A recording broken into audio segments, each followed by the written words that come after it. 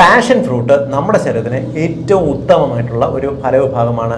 കാരണം ഇവയ്ക്കകത്ത് ഉയർന്ന അളവിൽ ആൻറ്റി ഓക്സിഡൻസ് അടങ്ങിയിട്ടുണ്ട്. ഇവയ്ക്കകത്ത് കാർബോഹൈഡ്രേറ്റ്സ്, പഞ്ചസാരയുടെ അളവ് വളരെ കുറവാണ്. ഫൈബേഴ്സ് ഉയർന്ന അളവിൽ അടങ്ങിയിട്ടുണ്ട്. മാത്രമല്ല വൈറ്റമിൻസും മിനറൽസും ഓക്സിഡൈസേഷൻ നമുക്ക് ധാരാളമായിട്ട് കിട്ടും. എന്നിരുന്നാലും പലരും ഈ ഗുണകരമായിട്ടുള്ള ഭക്ഷണം എന്ന രീതിക്ക് ഇത് വെറും വയറ്റിൽ കഴിക്കാറുണ്ട്. എന്നാൽ പാഷൻ ഫ്രൂട്ട് വെറും വയറ്റിൽ കഴിക്കരുത്. കാരണം ഇത് ഹൈലി അസിഡിക് ആയിട്ടുള്ള ഒരു ഫ്രൂട്ടാണ്.